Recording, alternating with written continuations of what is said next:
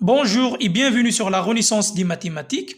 Dans cet nouvel épisode, on va voir l'implication logique en détail et on va voir la notion d'équivalence entre deux propositions. Commençons tout d'abord par l'implication logique.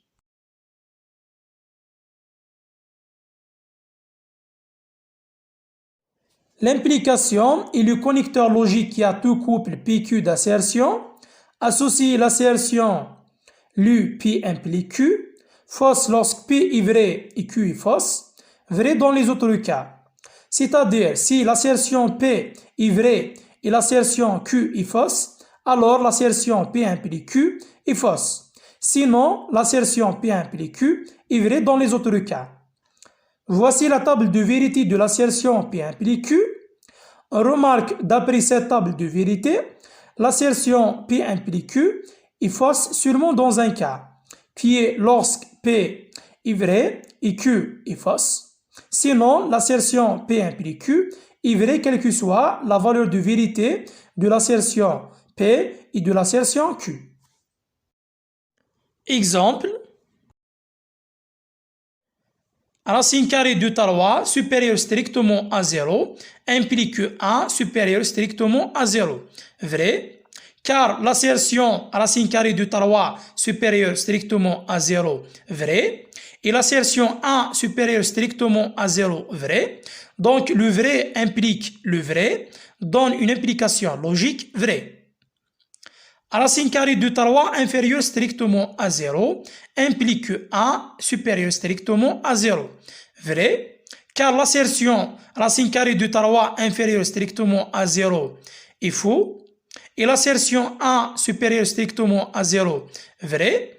Donc, le faux implique le vrai, donne une implication logique vraie. Racine carrée de 3 inférieure strictement à 0 implique que 1 inférieur strictement à 0.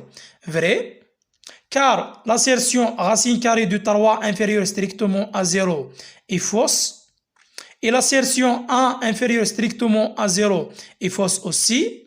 Donc, le faux implique le faux, donne une implication logique vraie. Racine carrée de 3 supérieure strictement à 0 implique que 1 inférieur strictement à 0. Fausse, car l'assertion racine carrée de 3 supérieure strictement à 0 est vraie, et l'assertion 1 inférieur strictement à 0 est fausse. Donc, le vrai implique le faux, donne une implication logique fausse. Remarque importante. Pour montrer que l'assertion P implique Q est vraie, il suffit de montrer que si P est vrai, alors Q est vrai. Puisque si P est fausse, alors l'assertion P implique Q sera vraie, quelle que soit la valeur de vérité de l'assertion Q. Pour exprimer que l'assertion P implique Q est vraie, on peut utiliser l'une des expressions suivantes. Je vais citer quelques-unes. Voici la première. P implique Q. P entraîne Q.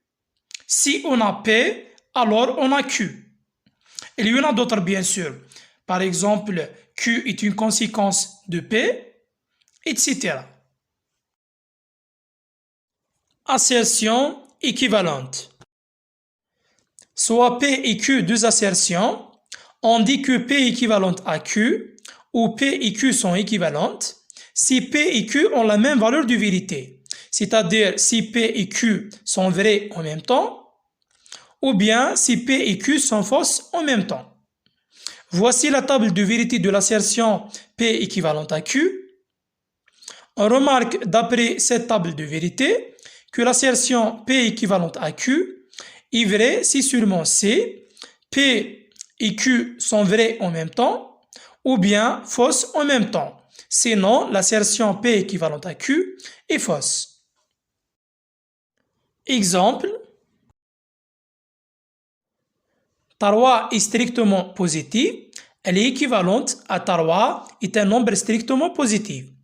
On a une équivalence par une simple écriture. X est égal à x carré moins 3, elle est équivalente à x plus 3 est égal à x carré. On a une équivalence ici par une simple transformation. 5 supérieur strictement à 0 elle est équivalente à E appartenant à R. Ici, on a une équivalence, car l'assertion 5 supérieure strictement à 0 est vraie, et l'assertion E appartenant à R est vraie aussi, donc on a une équivalence. Moins 2 inférieure strictement à 0 n'est pas équivalente à l'assertion 1 supérieure strictement à 0, car la première assertion est fausse et la deuxième est vraie. Donc, on n'a pas une équivalence. J'espère que l'explication était claire. Merci de votre attention. À bientôt.